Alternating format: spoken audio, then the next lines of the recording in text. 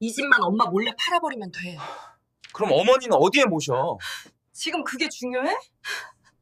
이 집 처분하면 우리 빚 다 갚고도 남잖아. 사연에 들어가기 전 구독과 좋아요로 응원해 주시고 들으신 후 감정을 댓글로 공유해 주세요. 엄마 나이가 나인데 혼자 넘어지시기라도 하면 그땐 늦어. 시설 보낸다고 생각하지 말고 엄마 안전 위해서라고 생각해요. 라디오에서 흘러나오는 경음악이 갑자기 멈췄다. 윤영자의 손끝도 함께 멈췄다. 바늘 끝이 천을 뚫고 들어가던 그 순간 방금 전 며느리 은정이 던진 말들이 귓가에 맴돌았다. 시설, 처분, 안전. 그 단어들 뒤에 숨겨진 진짜 의미를 영자는 너무나 잘 알고 있었다. 창밖으로 겨울 햇살이 비스듬히 들어왔다. 먼지가 햇빛 속에서 천천히 떠다녔다. 영자는 바느질하던 손을 내려놓고 창밖을 바라봤다. 저 멀리 겨울산이 보였다. 남편과 처음 이 집을 샀을 때 그 산을 보며 우리 여기서 늙어가자고 했던 기억이 났다. 그때는 두 사람 다 젊었고 앞날이 한없이 길게만 느껴졌다. 지금 이 집은 영자에게 단순한 주거 공간이 아니었다. 현관을 열고 들어서면 남편의 신발장이 있고 거실 한쪽 벽에는 아이들이 어릴 적 그린 그림이 액자에 담겨 있었다. 부엌 찬장 안쪽에는 시어머니가 물려준 된장 항아리가 있었고 작은 마당에는 해마다 봄이면 목련이 피어났다. 이 모든 것이 영자의 시간이었고 삶의 증거였다. 영자는 다시 바느질을 시작했다. 손끝이 익숙하게 움직였다. 50년 넘게 해온 일이었다. 아이들 옷을 깁고 남편 양복 단추를 달고 손주들 가방을 수선하면서 보낸 시간들. 그 모든 시간이 이 바늘 끝에 담겨 있었다. 라디오에서 뉴스가 흘러나왔다. 부동산 가격 이야기, 노인 인구 증가, 실버 산업 활성화. 영자는 귀를 기울이지 않았다. 그저 손을 움직일 뿐이었다. 하지만 며느리가 남기고 간 말들은 계속해서 마음 한구석을 긁어댔다. 시설, 처분, 우리 빚. 점심때가 되어 영자는 부엌으로 갔다. 냉장고를 열고 반찬을 꺼냈다. 혼자 먹는 밥상이지만 늘 두세 가지는 준비했다. 된장찌개를 끓이고 김치를 담고 밥을 했다. 그릇을 놓고 수저를 준비하는 모든 동작이 자연스러웠다. 이 집에서 수만 번 반복한 일이었다.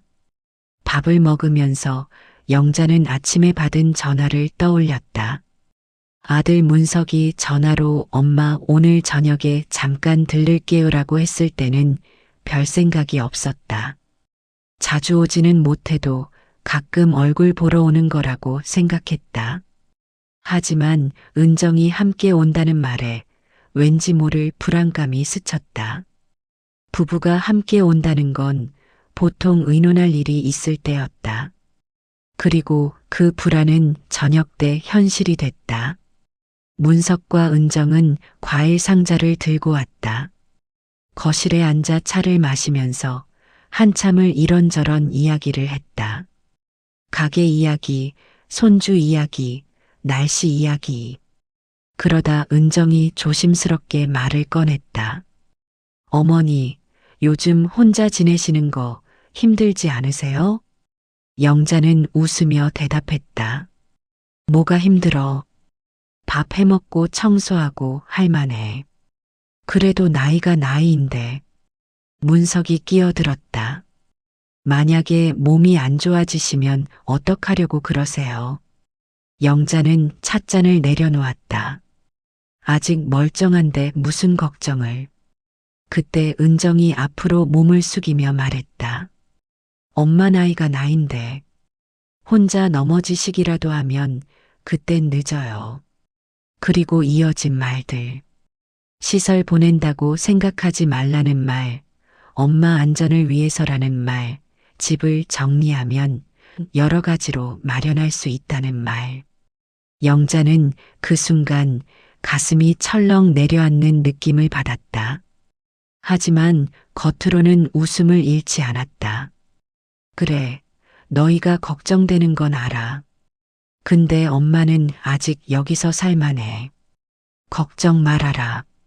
문석과 은정은 더 이상 말을 잇지 않았다. 하지만 영자는 알 수 있었다. 이 대화는 여기서 끝난 게 아니라는 것을. 그들이 돌아간 뒤 영자는 혼자 거실에 앉아 있었다.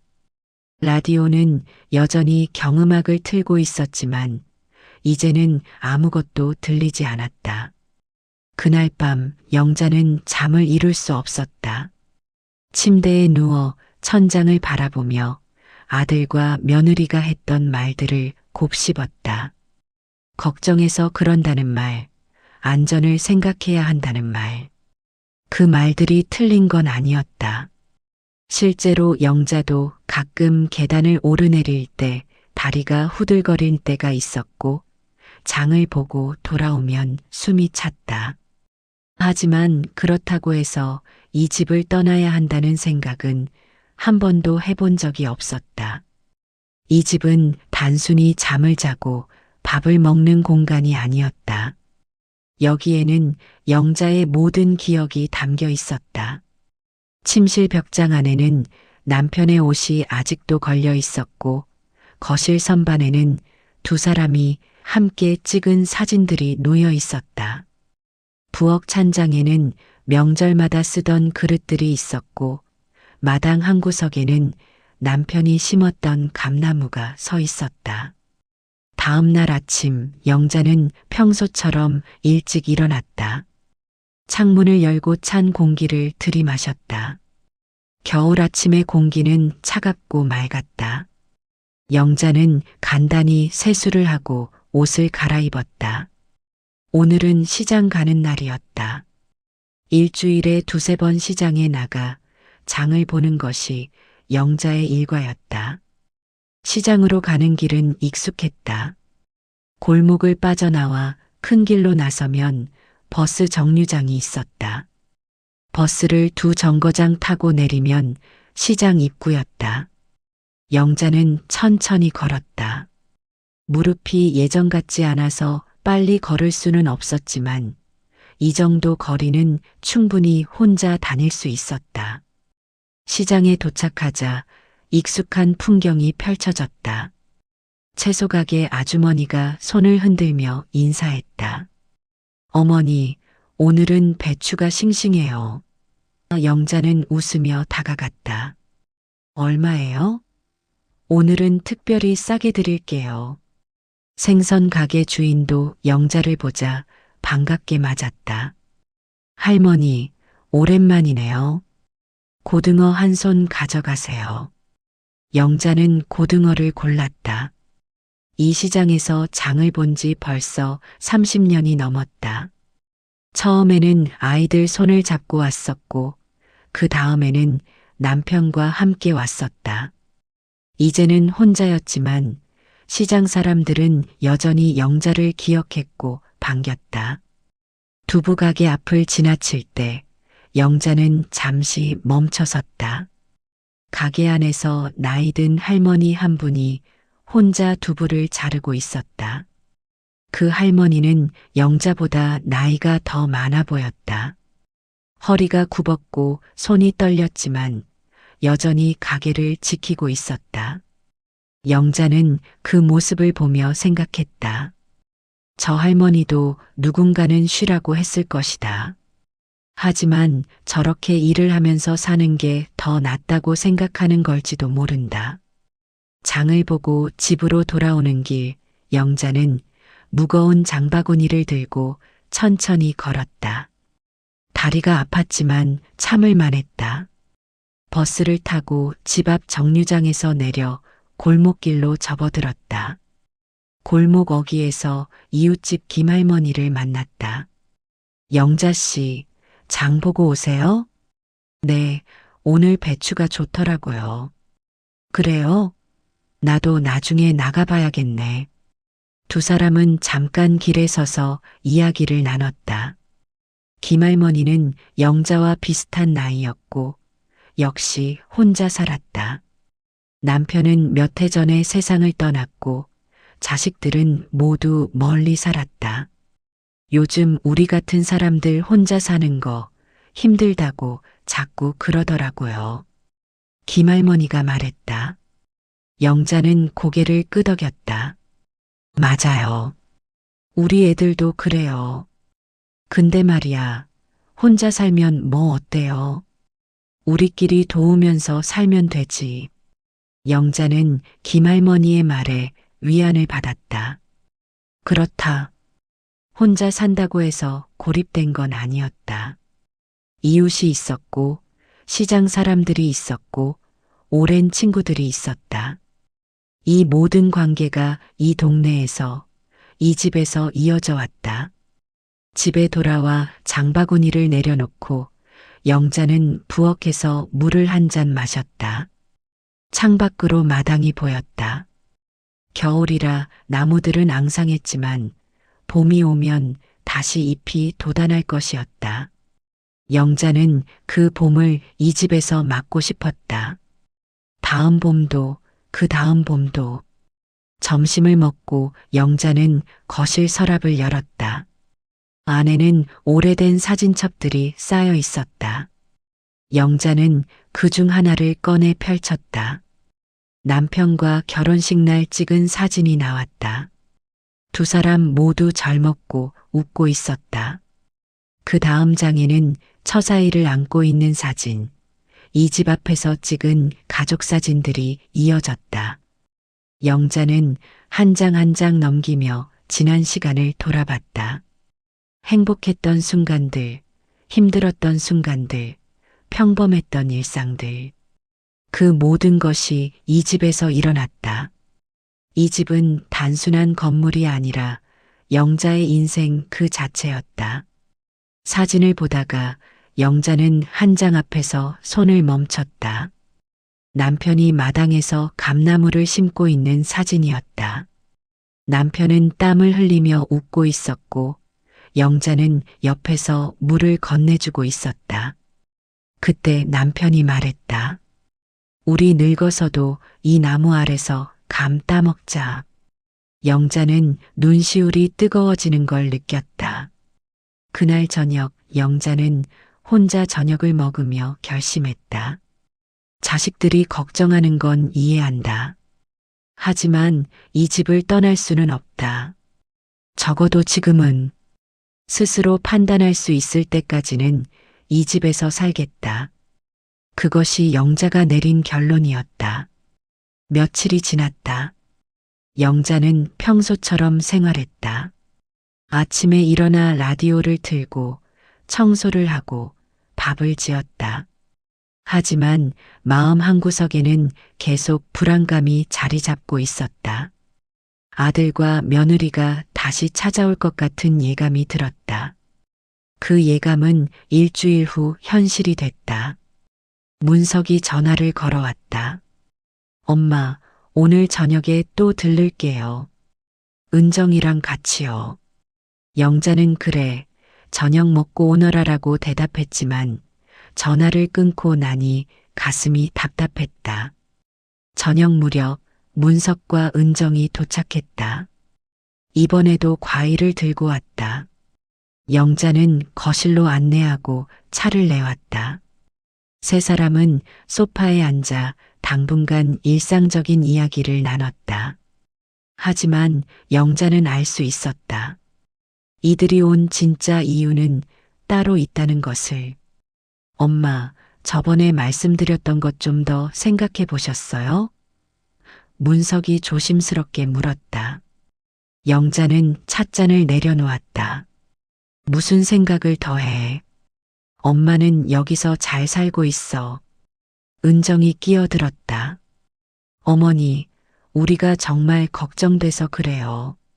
만약에라도 무슨 일이 생기면, 무슨 일이 생기겠어.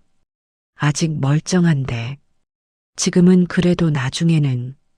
대화는 평행선을 그었다. 영자는 단호했고 문석과 은정은 계속 설득하려 했다.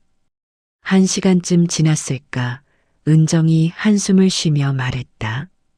어머니, 그럼 일단 시설이라도 한번 구경만 가보시면 안 될까요? 결정은 나중에 하시더라도. 영자는 거절하려다가 말았다. 자식들의 걱정스러운 얼굴을 보니 차마 잘라 말할 수가 없었다. 그래, 알았어. 한번 보러는 가볼게. 문석과 은정은 그제야 안도의 표정을 지었다. 그럼 이번 주말에 같이 가요. 차로 1시간 정도면 돼요. 두 사람은 조금 더 이야기를 나누다가 일어섰다. 그럼 엄마, 주말에 모시러 올게요. 현관문이 닫히고 영자는 혼자 거실에 남았다. 갑자기 피곤이 몰려왔다. 소파에 앉아 눈을 감았다. 그때 현관 밖에서 목소리가 들렸다. 문석과 은정이 계단을 내려가며 이야기하는 소리였다.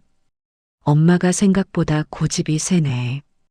그래도 일단 시설은 보러 가시잖아. 그게 첫걸음이야. 영자는 귀를 기울였다. 두 사람의 목소리가 조금씩 작아지고 있었지만 아직 들렸다. 근데 당신, 이자는 어떻게 할 거야? 다음 달까지. 일단 최소한만 갚고 그 다음은. 잠시 침묵이 흘렀다. 영자는 숨을 죽이고 귀를 기울였다. 솔직히 엄마 나이 생각하면 얼마나 더 버티시겠어. 은정의 목소리였다. 차갑고 계산적인 톤이었다. 그러게. 병원비 든다고 난리 칠 바엔 차라리 깔끔하게. 쉿. 목소리 낮춰. 저 위에서 들리면 어떡해. 어차피 귀 어두우신데 뭐. 그리고 요새 판단력도 예전 같지 않잖아. 그럼 그거 진단서 떼면 되는 거 아냐? 그럼 후견인 신청할 수 있다고 하더라고. 그게 쉽지가 않대. 그냥 조금만 기다리면 자연스럽게. 영자는 그 자리에서 굳어버렸다. 자연스럽게?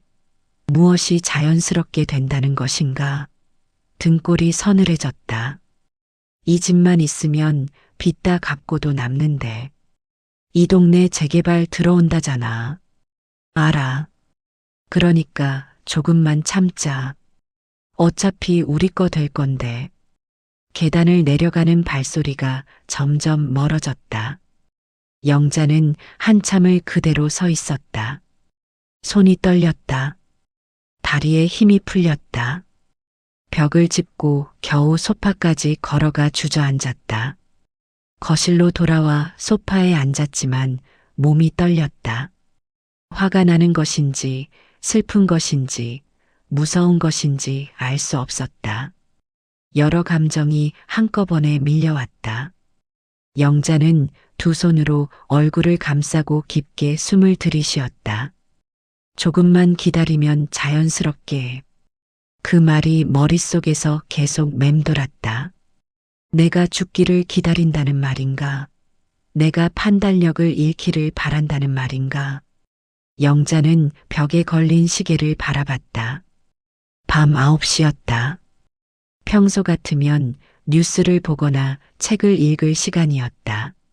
하지만 오늘은 아무것도 하고 싶지 않았다. 그저 소파에 앉아 멍하니 어둠 속을 응시할 뿐이었다. 한참을 그렇게 있다가 영자는 천천히 일어났다. 부엌으로 가서 물을 한 잔 마셨다. 찬물이 목을 타고 내려가면서 정신이 조금 들었다. 영자는 스스로에게 말했다. 진정해. 일단 정확히 알아봐야 해. 그날 밤 영자는 침대에 누웠지만 잠이 오지 않았다. 머릿속으로 온갖 생각이 스쳐갔다. 아들이 정말 그럴 생각인가? 며느리는 내가 죽기를 바라는 건가? 법적으로 그들이 뭘 할 수 있나? 내가 반대하면? 내가 아프면?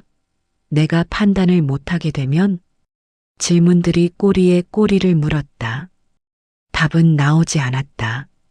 영자는 베개를 꼭 안았다. 남편이 살아있었다면 뭐라고 했을까? 아마도 아들을 불러서 따끔하게 혼냈을 것이다. 하지만 남편은 없었다. 영자는 혼자였다. 새벽이 되어서야 영자는 겨우 잠이 들었다. 꿈속에서 남편이 나타났다. 남편은 마당에서 감나무를 보며 웃고 있었다. 여보, 걱정 마. 당신이 알아서 할 수 있어. 남편의 목소리가 들렸다. 영자는 꿈속에서 눈물을 흘렸다. 다음 날 아침 영자는 평소보다 늦게 일어났다. 몸이 무겁고 머리가 아팠다. 거울을 보니 눈이 퉁퉁 부어 있었다. 영자는 찬물로 세수를 했다. 그리고 거실로 나와 전화기 옆에 놓인 메모장을 펼쳤다. 알아볼 것집 담보대출 조건, 노인 재산 보호, 법률 상담, 후견인 제도, 영자는 또박또박 적었다. 더 이상 가만히 있을 수만은 없었다. 정확히 알아야 했다. 내 집을, 내 삶을, 내가 지킬 방법을 찾아야 했다. 이틀 후 오후였다. 영자는 부엌에서 김치를 담그고 있었다. 배추를 절이고 양념을 버무리는 일은 손에 익었지만 오늘따라 마음이 무거워서 손이 잘 움직이지 않았다. 그때 현관문을 두드리는 소리가 들렸다. 영자야, 나야. 익숙한 목소리였다. 동네 친구 옥실이었다. 영자는 앞치마를 두르고 현관문을 열었다. 어머, 옥실이. 어쩐 일이야? 그냥 심심해서 왔지 뭐. 차나 한잔 하려고. 옥실은 영자와 나이가 비슷했고 역시 이 동네에서 오래 살았다. 두 사람은 아이들 학교 학부모회에서 처음 만났고 그 후로 평생 친구가 됐다. 옥실도 남편을 먼저 보내고 혼자 살고 있었다. 거실에서 두 사람은 차를 마시며 이야기를 나눴다. 옥실은 손주 이야기를 했고 영자는 듣는 척하며 고개를 끄덕였다. 하지만 정신은 다른 곳에 가 있었다. 야, 너 요새 왜 그래? 얼굴색이 안 좋아 보여. 옥실이 걱정스럽게 물었다. 영자는 잠깐 망설이다가 입을 열었다. 사실은 우리 애들이 자꾸 시설 이야기를 해서. 시설? 요양원 말하는 거야? 뭐 그런 거겠지. 여기서 혼자 사는 게 위험하다고. 옥실은 혀를 찼다. 에이, 우리가 뭐 아직 그 정도는 아니잖아. 밥도 해먹고 청소도 하고 다 하는데. 그게 그렇지. 나도 그렇게 말했는데 자꾸. 두 사람은 한참 푸념을 늘어놓았다. 자식들은 걱정한다고 하지만 정작 본인들의 마음은 몰라준다는 이야기. 시설에 가면 자유가 없어진다는 이야기. 옥실도 비슷한 경험이 있었다. 딸이 자꾸 같이 살자고 했지만 옥실은 거절했다. 내 집에서 내 마음대로 사는 게 편해라는 게 옥실의 생각이었다. 근데 말이야, 옥실이 목소리를 낮췄다. 요즘 이 동네에 부동산 사람들이 자꾸 돌아다니더라고. 영자는 귀가 번쩍 뜨였다. 부동산? 응. 재개발이 어쩌고, 땅값이 올랐다고 어쩌고 하면서 집 팔 생각 없냐고 물어보더라고. 너한테도? 응. 나는 당연히 안 판다고 했지. 근데 몇 집은 팔았다는 얘기도 들었어. 영자는 찻잔을 들고 있던 손이 떨리는 걸 느꼈다. 부동산, 땅값, 재개발. 이 단어들이 며칠 전 들었던 담보대출이라는 말과 연결됐다. 혹시 아들이 이 집을 팔려고 하는 건 아닐까? 옥실은 영자의 표정 변화를 알아챘다. 야, 너 왜 그래? 혹시 내 집도 누가 그런 말 했어? 영자는 고개를 저었다. 아니, 그런 건 아닌데. 그냥 요새 신경 쓸 일이 많아서. 옥실은 더 캐묻지 않았다. 대신 가방에서 메모지 한 장을 꺼냈다. 있잖아. 내가 요즘 구청에서 하는 프로그램에 나가거든. 노인 법률 상담이라고. 법률 상담? 응. 재산관리 상속, 뭐 그런 거 가르쳐 주더라고. 나이 들어서도 알아야 할 게 많다고 하더라. 너도 한번 가볼래? 무료야. 영자는 메모지를 받아들었다. 거기에는 구청 복지센터 전화번호와 담당자 이름이 적혀 있었다. 김태환 상담사라고 적혀 있었다. 이 사람 괜찮아. 나이도 젊은데 설명을 쉽게 잘해줘. 우리 같은 사람들 눈높이에 맞춰서. 영자는 메모지를 조심스럽게 접어서 주머니에 넣었다. 고마워. 한번 생각해 볼게. 옥실은 차를 다 마시고 일어섰다. 그래, 너무 혼자 끙끙 앓지 말고. 요즘은 도와주는 데가 많다니까. 그리고 뭐 필요하면 언제든 말해. 우리가 서로 도와야지. 옥실이 돌아간 뒤 영자는 주머니에서 메모지를 꺼내 다시 봤다. 전화번호를 한참 들여다봤다. 전화를 걸어야 할까? 아직 확실한 건 아니잖아. 혹시 아들이 정말 그럴 생각은 아닐 수도 있고. 하지만 며칠 전 밤에 들은 대화가 자꾸 떠올랐다. 이 집 담보 잡으면 절차가 복잡해진다고. 그 말들은 분명했다. 영자는 전화기를 들었다가 다시 내려놓았다. 한참을 망설이다가 결국 메모지를 식탁 위에 올려두고 부엌으로 갔다. 김치를 다 담그고 나니 해가 기울고 있었다. 영자는 손을 씻고 거실로 나왔다. 창밖으로 겨울 해가 낮게 걸려 있었다. 마당의 감나무가 석양빛을 받아 그림자를 드리웠다. 영자는 소파에 앉아 그 풍경을 바라봤다.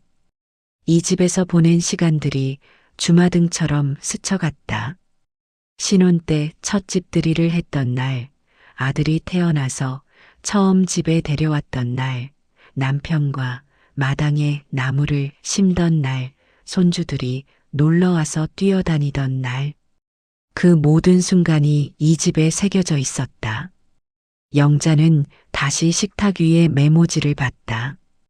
이번에는 망설이지 않고 전화기를 들었다. 번호를 눌렀다. 신호음이 울렸다. 네, 구청 복지센터입니다. 저 법률 상담 받고 싶은데요. 어떤 내용이신지요? 영자는 잠깐 침묵했다. 그리고 천천히 말했다. 재산보호, 집에 관한 거요. 네, 알겠습니다. 예약을 잡아드릴게요. 언제 오실 수 있으세요? 내일. 내일 가도 될까요? 네, 가능합니다. 내일 오후 2시에 뵙겠습니다. 전화를 끊고 영자는 한숨을 내쉬었다. 첫걸음을 뗀 것 같았다. 이제 정확히 알아볼 것이다. 내 집을 지킬 방법을, 내 삶을 지킬 방법을. 주말이 왔다. 문석은 약속대로 아침 일찍 차를 몰고 왔다. 은정도 함께였다. 영자는 외출복을 입고 나왔다. 차에 타자 문석이 말했다. 엄마, 오늘 가는 곳 진짜 괜찮아요. 우리도 미리 알아보고 간 거예요. 차는 시내를 빠져나가 외곽으로 향했다. 1시간쯤 달렸을까 깨끗한 건물들이 들어선 단지가 보였다. 행복 실버타운이라는 간판이 눈에 들어왔다. 주차장에는 고급 차들이 여러 세워져 있었다. 입구에서 안내 직원이 반갑게 맞았다. 어서 오세요. 예약하신 분들이시죠? 젊은 여자 직원은 미소를 띠며 안내했다. 먼저 로비를 구경하시고 그 다음에 객실과 편의 시설을 보여드릴게요. 로비는 호텔처럼 넓고 밝았다. 소파들이 놓여 있고 한쪽에는 작은 카페가 있었다. 몇몇 노인들이 앉아서 이야기를 나누고 있었다. 모두 단정한 옷차림이었고 표정도 밝아 보였다. 여기는 독립생활이 가능하신 분들을 위한 공간입니다. 직원이 설명했다. 식사는 원하시면 식당에서 하실 수 있고 객실에서 직접 하셔도 됩니다. 의료진이 상주하고 있어서 건강 체크도 정기적으로 받으실 수 있어요. 일행은 복도를 따라 걸었다. 양쪽으로 객실 문들이 보였다. 한 객실을 열어서 보여줬다. 방은 넓지는 않았지만 깔끔했다. 침대, 옷장, 작은 책상이 있었고 화장실도 따로 있었다. 창문으로는 정원이 보였다. 이 정도면 괜찮은 것 같은데요. 은정이 영자에게 말했다. 어머니, 어떠세요? 영자는 대답하지 않고 창밖을 바라봤다. 정원은 잘 가꿔져 있었다. 하지만 어딘가 인공적인 느낌이 들었다. 나무들도 꽃들도 길도 모두 계획적으로 배치된 것 같았다. 집 마당의 그 자연스러움과는 달랐다. 다음은 편의 시설을 보여드릴게요. 직원은 일행을 다른 건물로 안내했다. 헬스장, 수영장, 도서관, 취미 활동실 등이 있었다. 어떤 방에서는 노인들이 그림을 그리고 있었고 다른 방에서는 요가를 하고 있었다. 프로그램도 다양합니다. 미술, 음악, 운동, 원예 등 원하시는 걸 선택하실 수 있어요. 문석이 만족스러운 표정으로 고개를 끄덕였다. 엄마, 여기서 지루할 일은 없겠어요. 마지막으로 식당을 둘러봤다. 넓은 공간에 테이블들이 정돈돼 있었고 한쪽에는 뷔페 공간이 보였다. 점심시간이라 노인들이 식사를 하고 있었다. 직원들이 친절하게 도와주는 모습이 보였다. 안내가 끝나고 상담실로 갔다. 시설 담당자가 서류를 꺼내며 설명을 시작했다. 입주 비용은 보증금 형태로 먼저 내시고 매달 관리비를 내시면 됩니다. 의료 서비스나 특별 케어가 필요하시면 추가 비용이 발생할 수 있고요. 대략 얼마 정도 드나요? 문석이 물었다. 보증금은 2천만 원 정도, 매달 관리비는 100만 원 선입니다. 물론 객실 등급에 따라 달라질 수 있어요. 영자는 그 금액을 듣고 속으로 계산했다. 2천만 원 보증금에 매달 100만 원.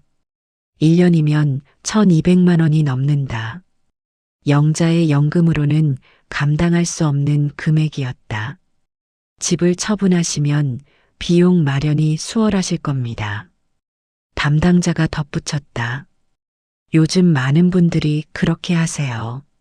자녀분들 부담도 덜고 본인도 안정적으로 생활하실 수 있고요. 그 순간 영자는 마음속으로 선을 그었다. 집을 팔아서 여기 들어온다? 그건 영자가 원하는 삶이 아니었다. 아무리 시설이 좋아도 직원들이 친절해도 이곳은 영자의 집이 아니었다. 영자의 기억이 담긴 공간이 아니었다. 영자의 삶이 있던 곳이 아니었다.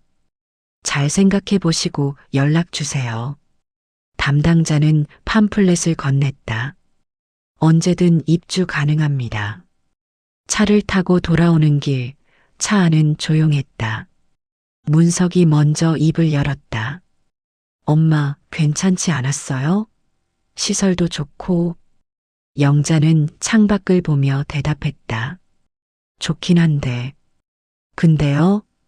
내가 선택할 수 있을 때가 아니면 나는 거기 못 갈 것 같다. 은정이 뒤에서 물었다. 무슨 말씀이세요? 영자는 고개를 돌려 며느리를 봤다. 내가 스스로 이제는 여기 가야겠다고 생각할 때 가는 거지.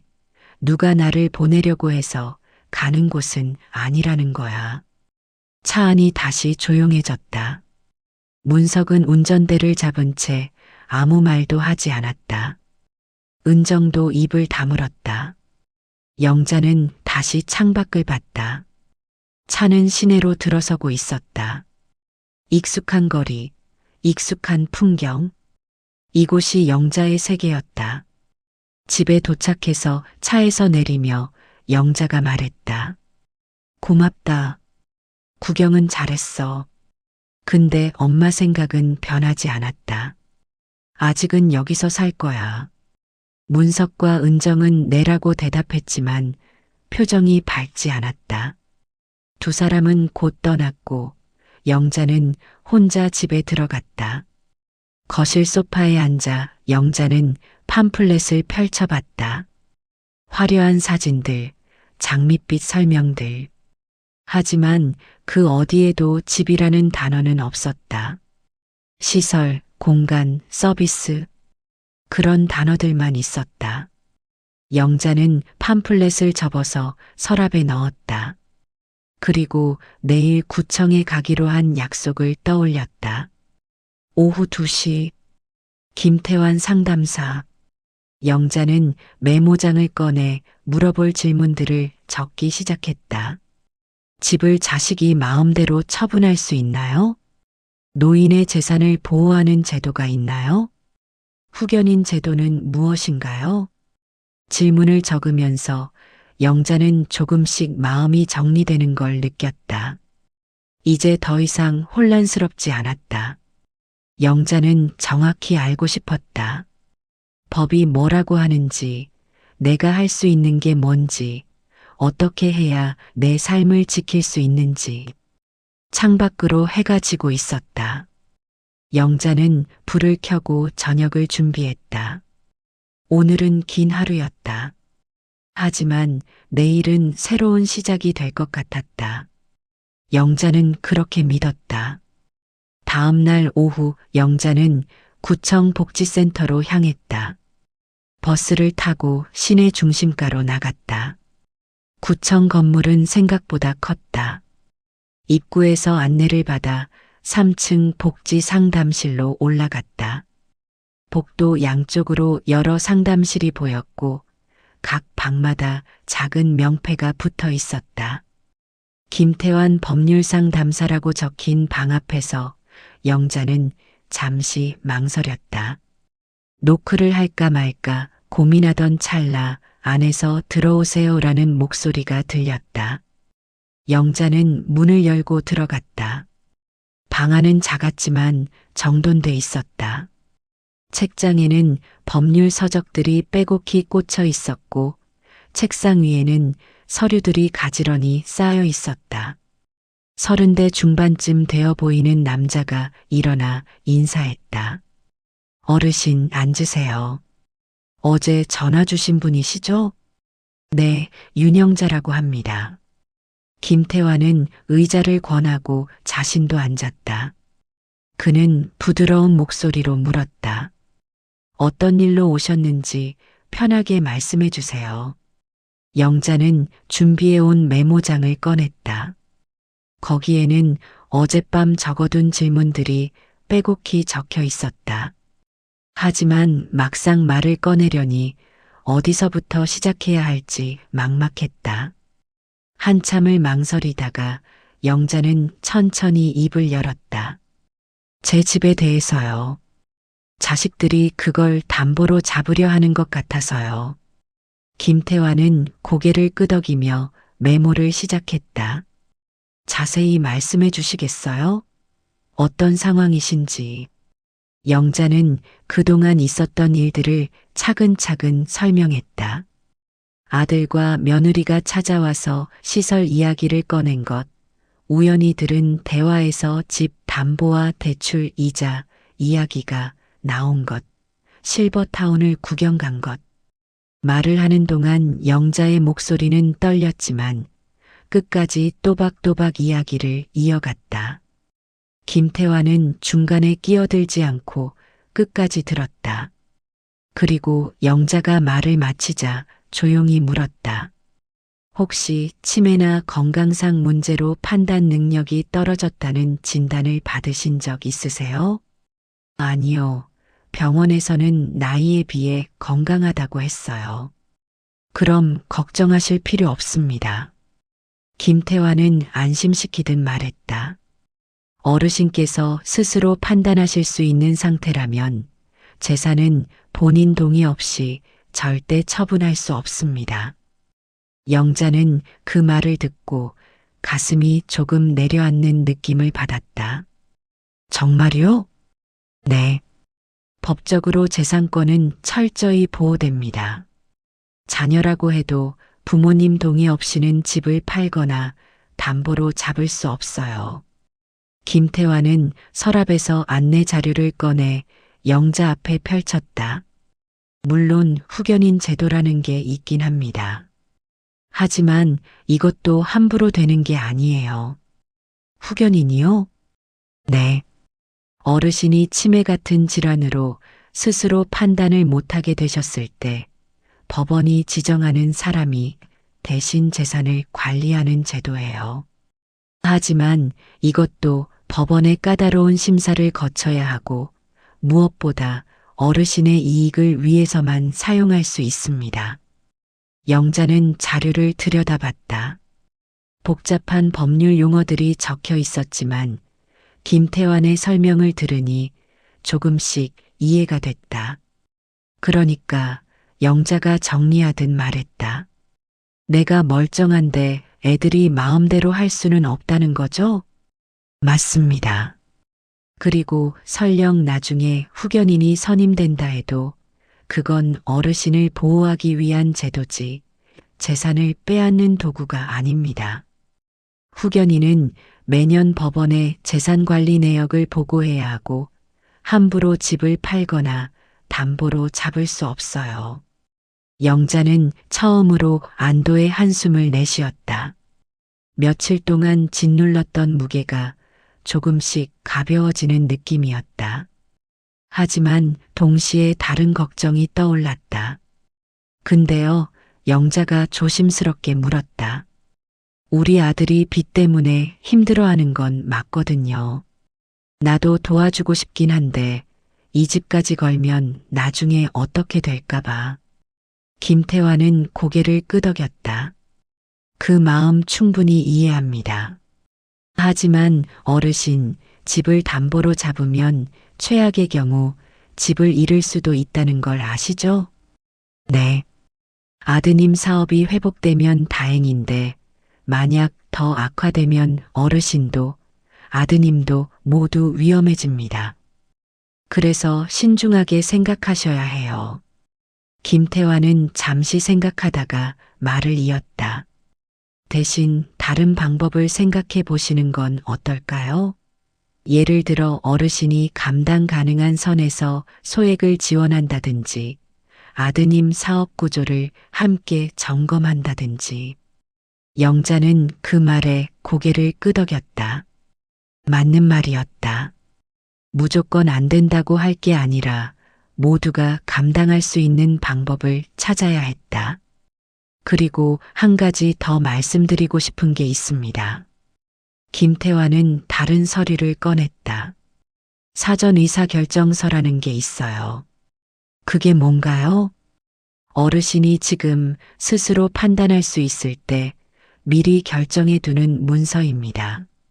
나중에 만약 판단을 못하게 되는 시점이 오면 어떤 조건에서 시설을 고려할 것인지, 재산은 어떻게 관리할 것인지 미리 적어두는 거예요. 영자는 서류를 받아들었다.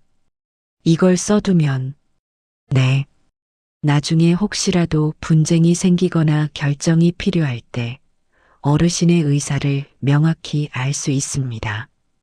이건 어르신의 삶을 어르신이 직접 결정하는 방법이에요. 영자는 서류를 천천히 읽어 내려갔다.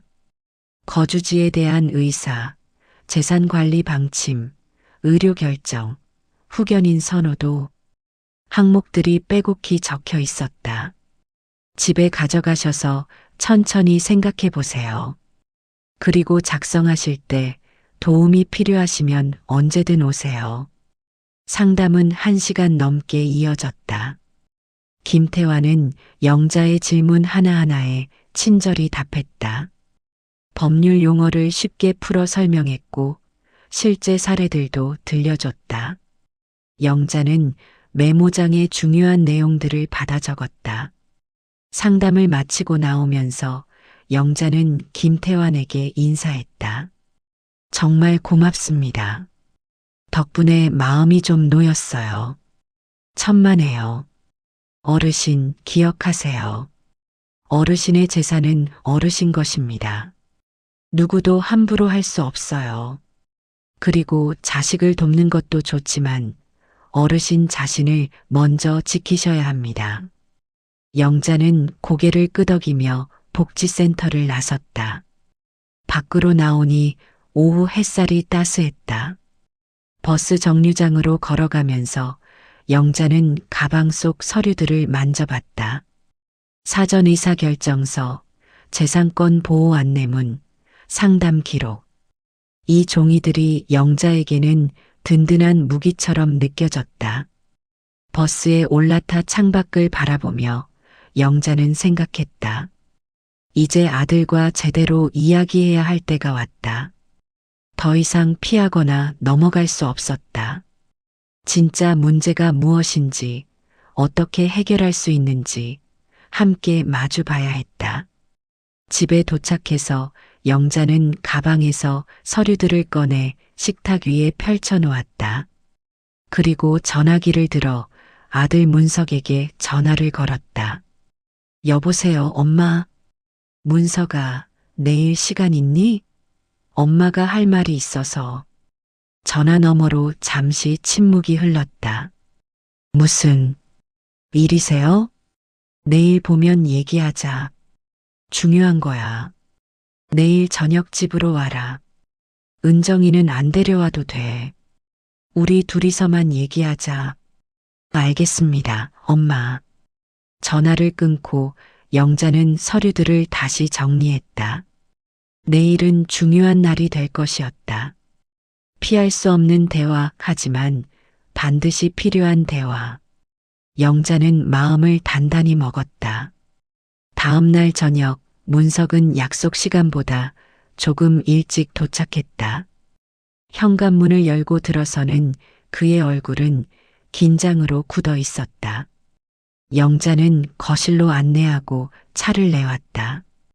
평소처럼 과일도 깎아 놓았다. 앉아라. 문석은 소파에 앉았다. 두 사람 사이에 어색한 침묵이 흘렀다. 영자는 먼저 입을 열지 않았다. 문석이 먼저 말하기를 기다렸다. 하지만 문석도 입을 열지 못하고 찻잔만 들여다봤다. 한참 후 영자가 조용히 말했다. 문석아, 너 빚이 그렇게 힘드냐? 문석의 손이 찻잔을 쥔 채 멈췄다. 고개를 들어 어머니를 봤다. 영자의 눈빛은 차갑지도 따뜻하지도 않았다. 그저 담담하게 아들을 바라보고 있었다. 엄마, 사실대로 말해봐. 엄마가 들은 게 있어서 그래. 문석은 찻잔을 내려놓았다. 손이 떨렸다. 한참을 망설이다가 결국 고개를 숙이며 말했다. 죄송합니다. 미안하다는 소리 듣자고 부른 게 아니야. 지금 내 상황이 얼마나 힘든지 얘기해봐. 문석은 천천히 이야기를 시작했다. 가게를 시작한 지 10년이 넘었다는 것, 처음에는 잘 됐다는 것, 하지만 몇 년 전부터 경기가 나빠지면서 매출이 뚝 떨어졌다는 것. 요즘은 반 토막도 안 돼요. 월세, 직원 월급, 재료비 내고 나면 손에 남는 게 없어요. 그럼 가게를 정리하든지. 그것도 쉽지 않아요. 보증금이랑 인테리어 비용이 다 대출이거든요. 지금 정리하면 빚만 남아요. 영자는 고개를 끄덕였다. 그래서 이 집 생각한 거지? 문석은 대답하지 못했다. 침묵이 그의 대답이었다. 너 이 집 담보로 잡으면 엄마가 어떻게 되는지 생각해 봤니? 생각했어요. 근데 엄마는 시설에 가면 괜찮다고? 영자의 목소리가 조금 높아졌다. 그게 내 생각이야? 문석은 고개를 들지 못했다.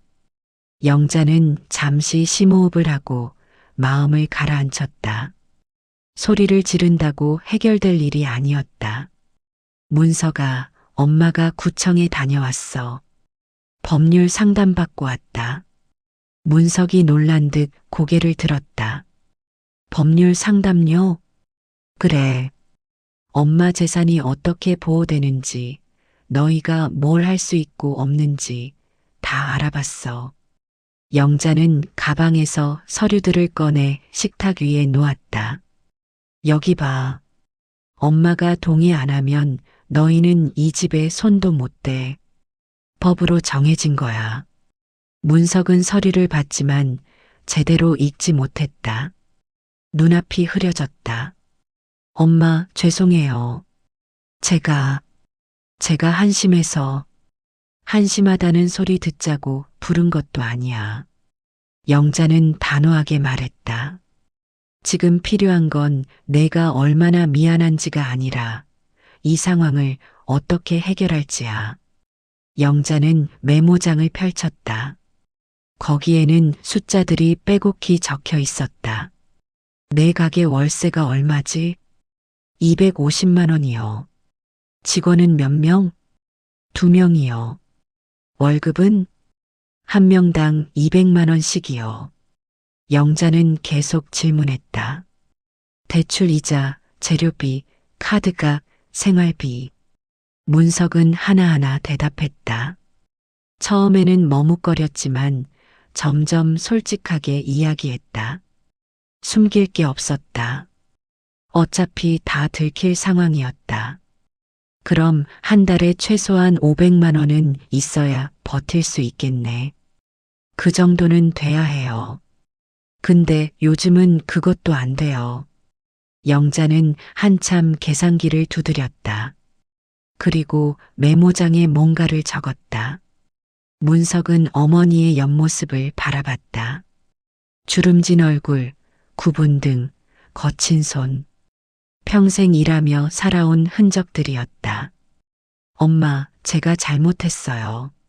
엄마한테 이런 걱정 끼쳐드리려고 사업 시작한 거 아닌데. 알아. 영자는 계산을 멈추고 아들을 봤다. 내가 나쁜 아이가 아닌 거 엄마가 제일 잘 알아. 그냥 힘들었던 거지. 근데 힘들다고 해서 엄마 집까지 건드리면 안 되는 거야. 알아요. 이 집은 내 아버지랑 내가 평생 일해서 마련한 거야.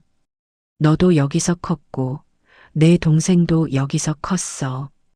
이 집에는 우리 가족의 모든 시간이 담겨 있단다. 문석의 눈에서 눈물이 흘러내렸다. 죄송해요, 엄마. 그러니까 이 집은 마지막 보루야. 여기까지 건드리면 진짜 끝이야. 너도 나도.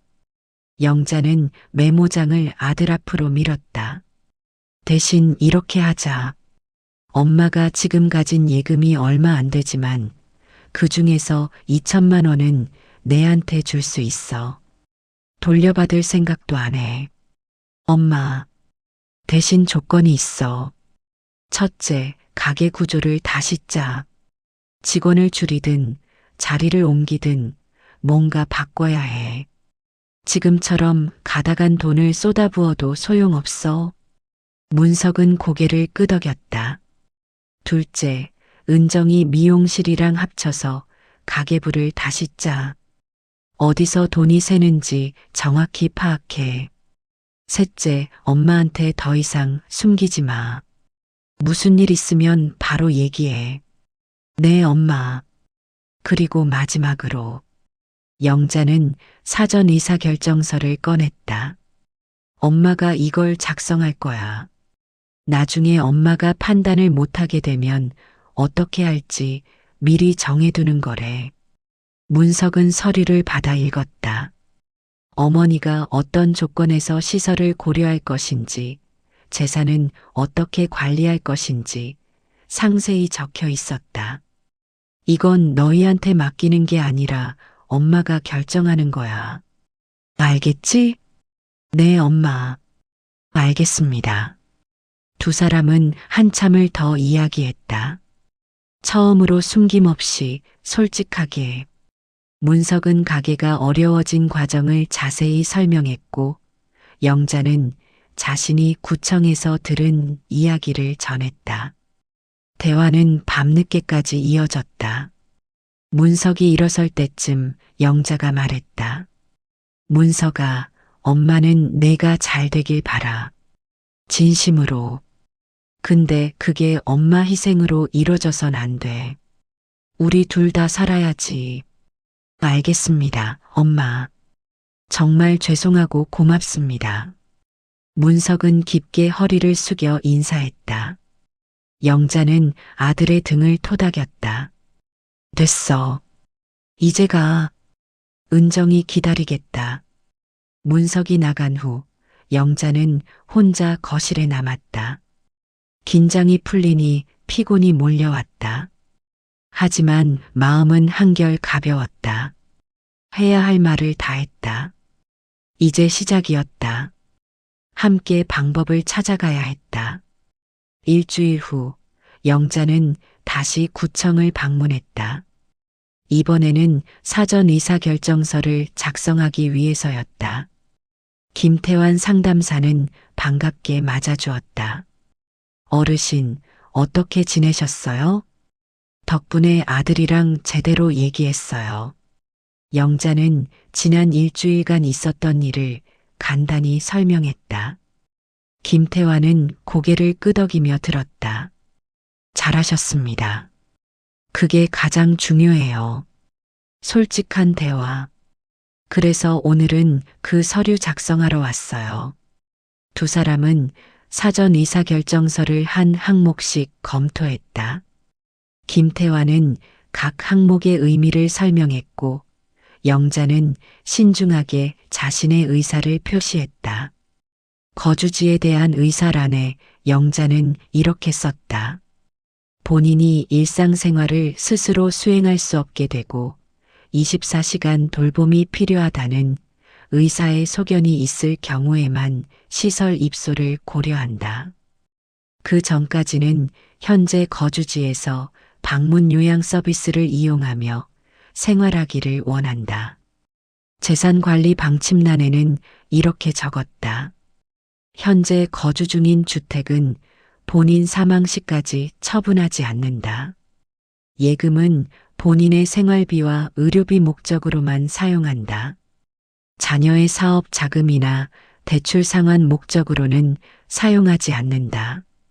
한 글자 한 글자 적으면서 영자는 자신의 의지를 명확히 하는 느낌을 받았다. 이건 단순한 서류가 아니라 영자의 선언이었다. 내 삶은 내가 결정한다는 선언. 후견인 선우도는 어떻게 하시겠어요? 김태환이 물었다. 영자는 잠시 생각했다. 아들, 문석이로 하고 싶은데 괜찮을까요? 물론입니다. 다만 후견인의 의무와 책임을 명확히 하는 조건을 달아두시는 게 좋습니다. 영자는 고개를 끄덕이고 적었다. 후견인은 본인의 이익을 최우선으로 고려해야 하며 재산관리 내역을 매년 법원에 보고해야 한다. 후견인이 본인의 재산을 사적으로 사용하는 경우 즉시 해임을 요청한다. 서류 작성이 끝나고 김태환은 복사본을 만들어 영자에게 주었다. 한 분은 어르신이 보관하시고 한 분은 가족들과 공유하세요. 그리고 이 원본은 공증을 받아두시면 더 좋습니다. 공증이요? 네. 나중에 혹시라도 문제가 생겼을 때 이 문서가 어르신의 진짜 의사임을 법적으로 증명할 수 있어요. 영자는 서류를 가방에 조심스럽게 넣었다. 정말 고맙습니다. 덕분에 많이 배웠어요. 천만에요. 어르신처럼 미리 준비하시는 분이 더 많아지면 좋겠어요. 그리고 혹시 또 궁금한 게 생기시면 언제든 오세요. 구청을 나오면서 영자는 가볍게 웃었다. 가방 속 서류가 무겁게 느껴지지 않았다. 오히려 든든했다. 이제 영자에게는 무기가 생긴 것이었다. 스스로를 지킬 수 있는 무기.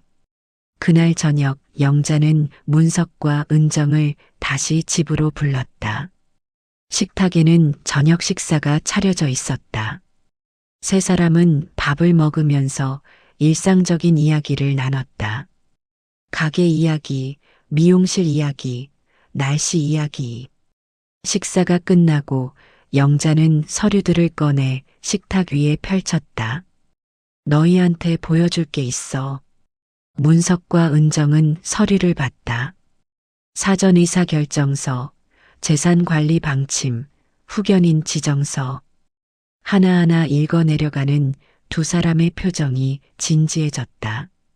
이게 뭐예요? 은정이 조심스럽게 물었다. 엄마가 미리 정해둔 거야. 나중에 내가 판단을 못하게 되면 어떻게 할지. 문석이 재산관리 방침 부분을 읽고 고개를 들었다. 엄마, 이게... 그래. 이 집은 절대 안 판다. 그리고 엄마 돈으로 너희 빚 갚는 것도 이제 없어. 지난번에 준 거로 끝이야. 은정이 입술을 깨물었다.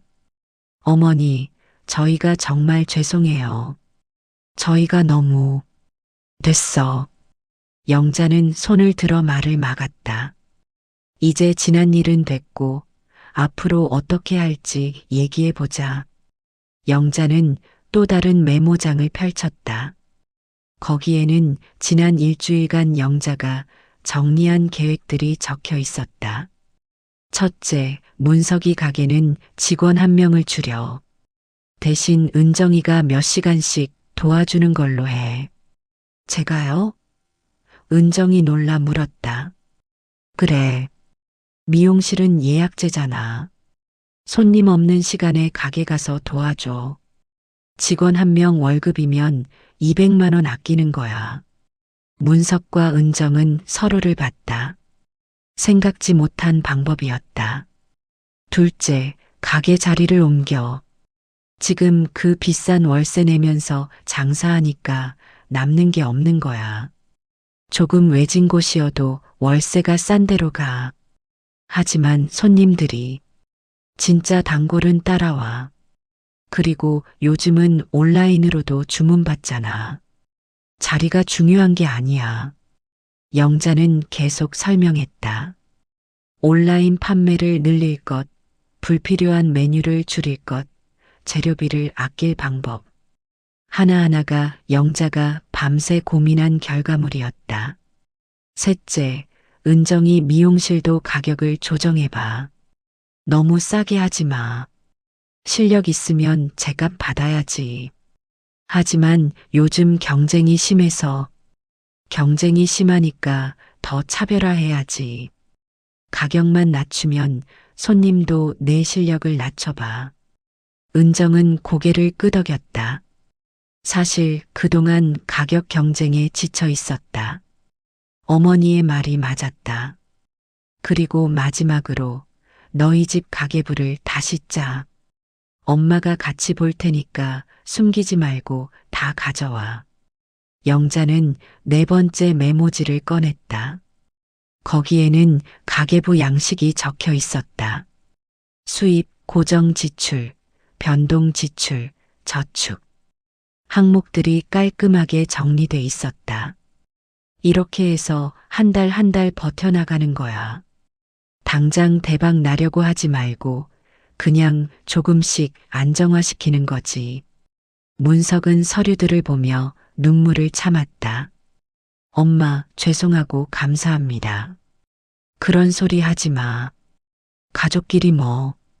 다만, 영자는 두 사람을 번갈아 봤다. 이건 너희한테 퍼주는 게 아니야. 같이 살자는 거야. 너희도 살고, 엄마도 살고. 은정이 고개를 숙였다.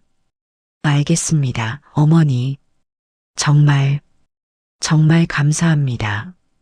그날 밤 세 사람은 늦게까지 이야기를 나눴다. 구체적인 계획들, 실행 방법들, 점검 주기. 모든 것을 투명하게 공유했다. 더 이상 숨기는 것도 모호한 것도 없었다. 문석과 은정이 돌아간 후 영자는 식탁을 정리하며 창밖을 봤다. 겨울밤이 깊었다. 하지만 마음은 따뜻했다. 힘든 시기였지만 이제는 함께 헤쳐나갈 방법을 찾은 것 같았다.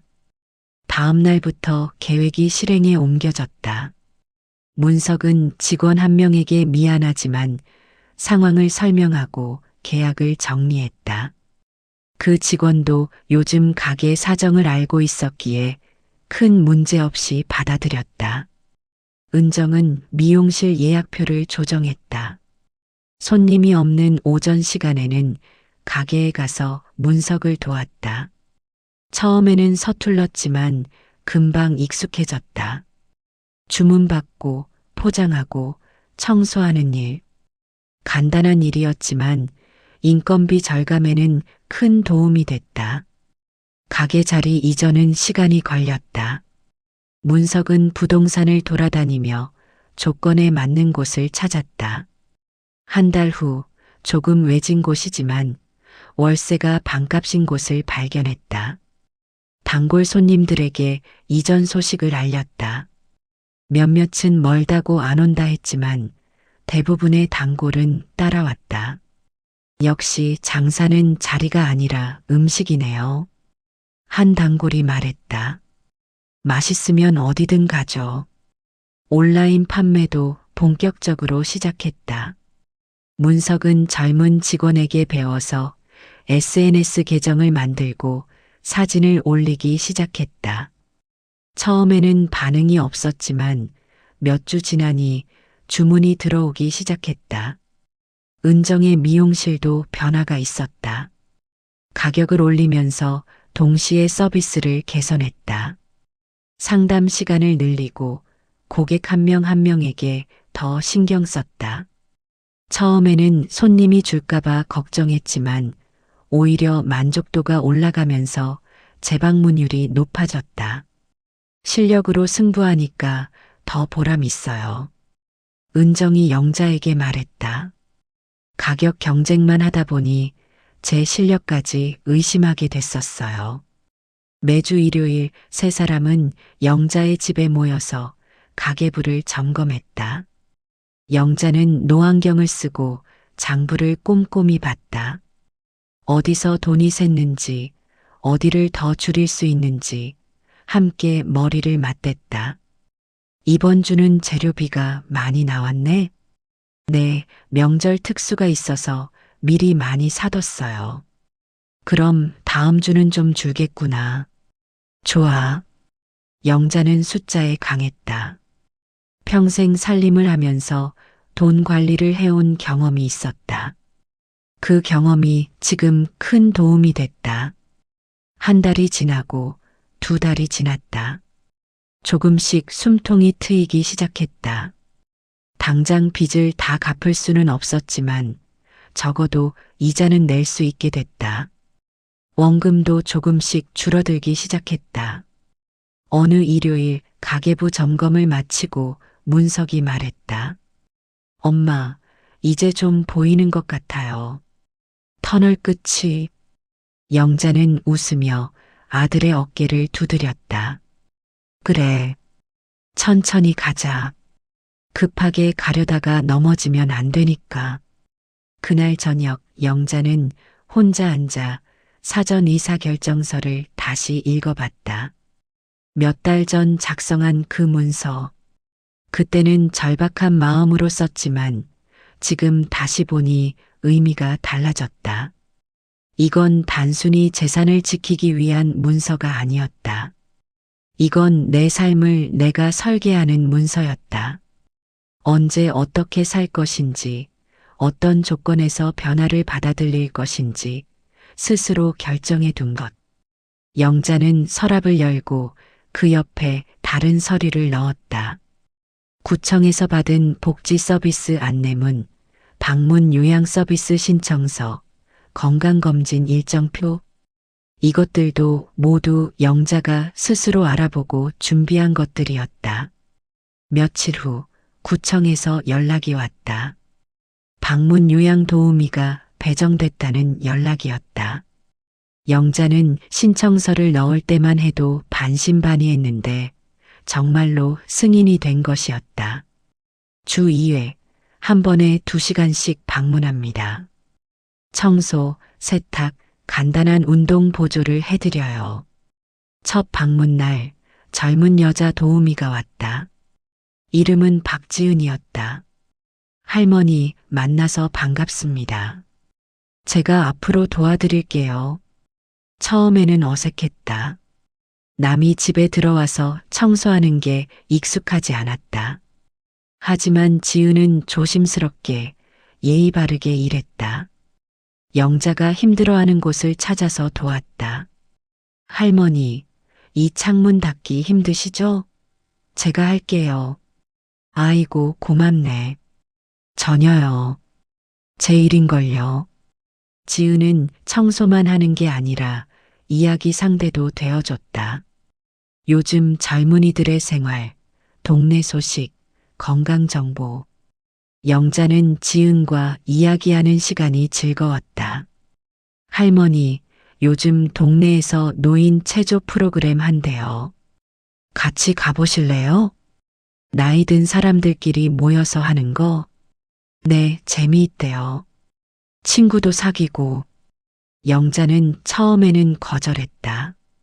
낯선 사람들 사이에 끼어드는 게 부담스러웠다. 하지만 지은이 계속 권하자 한번 가보기로 했다. 동네 복지관에서 열리는 체조교실. 20명 정도의 노인들이 모여 있었다. 강사가 앞에서 음악에 맞춰 동작을 보여주고 다들 따라했다. 처음에는 동작이 어색했다. 하지만 옆 사람이 웃으며 도와줬다. 괜찮아요. 저도 처음엔 그랬어요. 몇 번 가다 보니 익숙해졌다. 그리고 사람들과도 친해졌다. 체조가 끝나면 다 같이 차를 마시며 이야기를 나눴다. 혼자 사는 사람들이 대부분이었다. 서로의 고민을 들어주고 정보를 나눴다. 우리 아들이 자꾸 시설 가라고 해서 난리야. 나도 그래. 근데 난 안 갈 거야. 여기가 좋은데 뭐. 영자는 자신의 이야기도 조금씩 나눴다. 사전 의사결정서를 작성한 것, 가족과 솔직하게 이야기한 것. 사람들은 관심 있게 들었다. 그런 게 있어요? 나도 해야겠네. 구청 가면 도와준대요. 무료로요. 영자의 이야기는 다른 노인들에게 도움이 됐다. 비슷한 고민을 가진 사람들이 많았다.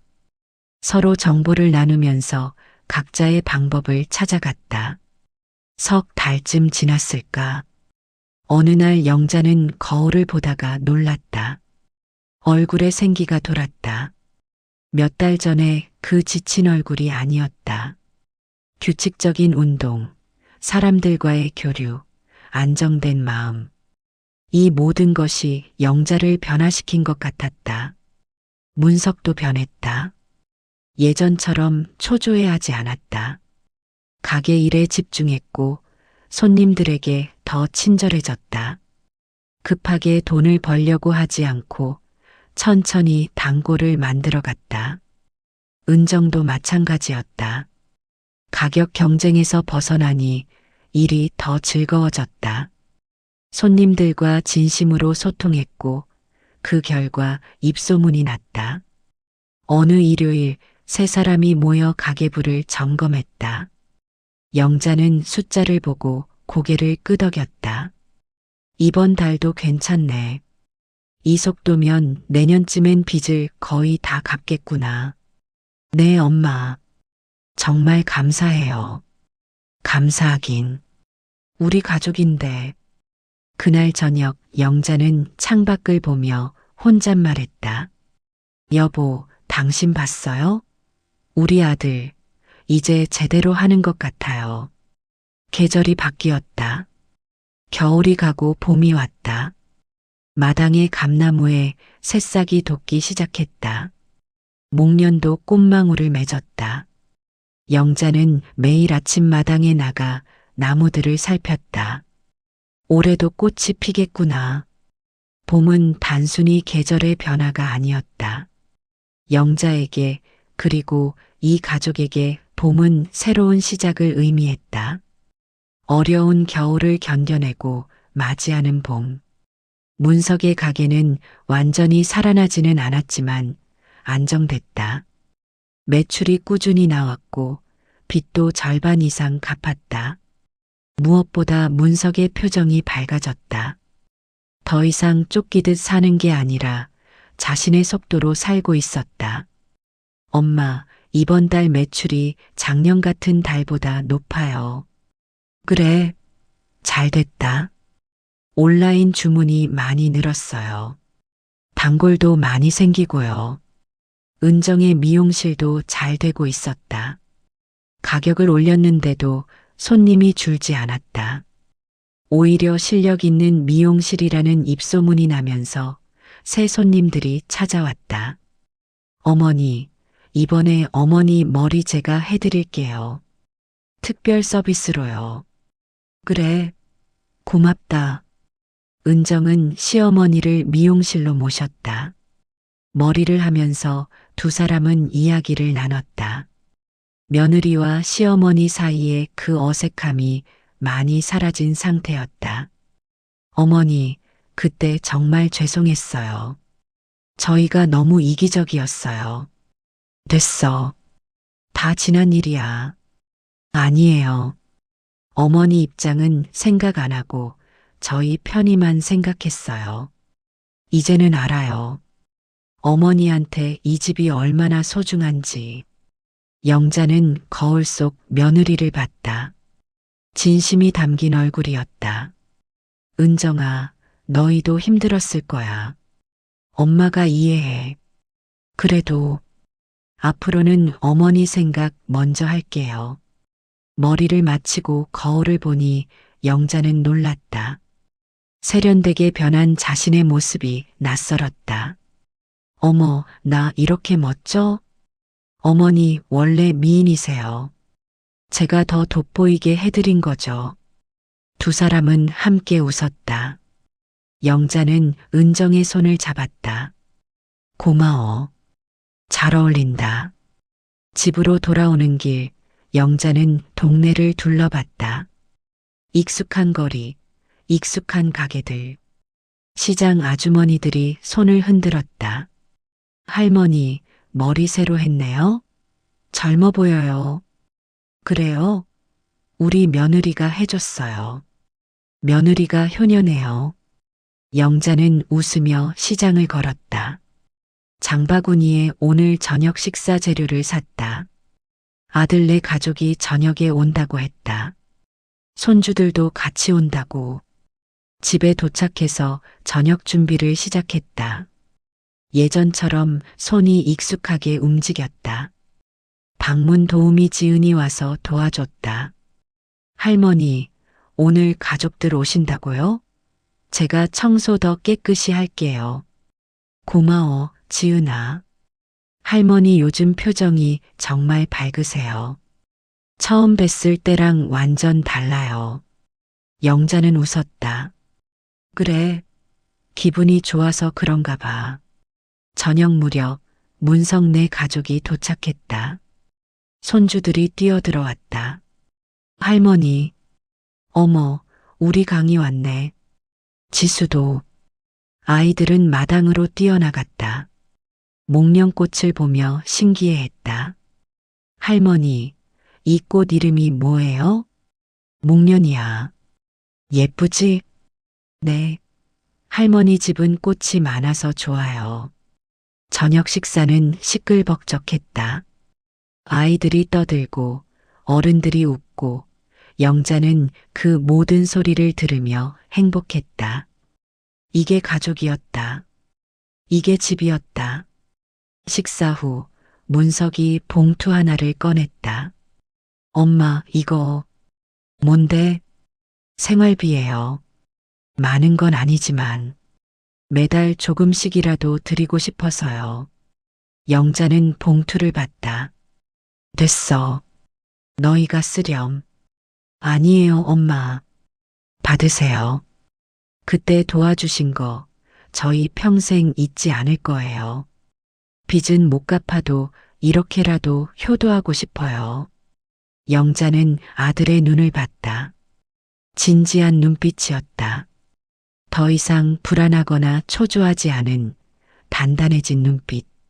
알았어. 근데 너무 무리하지는 마라. 너희 생활이 먼저야. 네, 엄마. 고맙습니다. 그날 밤 모두가 돌아간 후 영자는 혼자 거실에 앉았다. 창밖으로 봄밤이 보였다. 별이 총총했다. 옥실에게서 전화가 왔다. 영자야, 나야. 내일 우리 집 와. 들국화 화분 줄 게 있어. 들국화? 응. 내가 키운 건데 내가 가져가. 내 집 마당에 심어. 다음 날 오후 영자는 옥실의 집에 갔다. 옥실은 정말로 예쁜 들국화 화분을 준비해 놨다. 이거 심으면 가을에 꽃 핀다. 예쁠 거야. 고마워. 잘 키울게. 그래. 이 집 봄마다 꽃 보려고 내가 지켜보고 있을 거야. 옥실의 말에 영자는 웃었다. 그래. 우리 오래오래 여기서 꽃 보자. 집으로 돌아와 영자는 마당에 들국화를 심었다. 흙을 파고 화분을 옮기고 물을 주었다. 손에 흙이 묻었지만 기분이 좋았다. 심기를 마치고 마당을 둘러봤다. 감나무, 목련, 그리고 이제 들국화까지. 이 마당에는 영자의 시간이 켜켜이 쌓여 있었다. 저녁이 되어 영자는 부엌으로 갔다. 창문으로 석양빛이 들어왔다. 봄빛이었다. 따뜻하고 부드러운 빛. 영자는 창가에 서서 그 빛을 받으며 조용히 혼잣말했다. 내 인생의 마지막 장은 내가 쓰는 거다. 그리고 이어서 덧붙였다. 그래도 옆에서 같이 읽어줄 사람이 있다는 게 고맙네. 영자는 웃으며 저녁 준비를 시작했다. 내일도 모레도 이 집에서 영자의 하루는 계속될 것이었다. 스스로 선택한 삶, 스스로 지켜낸 집, 그 속에서 영자는 오늘도 살아갈 것이었다. 창밖으로 봄바람이 불어왔다. 커튼이 살랑거렸다. 감나무 가지가 흔들렸다. 모든 것이 살아있었다. 모든 것이 계속되고 있었다. 영자는 부엌에 서서 라디오를 켰다. 경음악이 흘러나왔다. 익숙한 멜로디였다. 영자는 그 음악을 들으며 밥을 짓기 시작했다. 평범한 저녁, 평범한 하루. 하지만 이 평범함이 영자에게는 가장 소중한 것이었다. 스스로 선택할 수 있는 자유, 자신의 집에서 사는 안정, 가족과 함께하는 시간. 영자는 이 모든 것을 지켜냈다. 그리고 앞으로도 계속 지켜나갈 것이었다. 봄은 이제 시작이었다.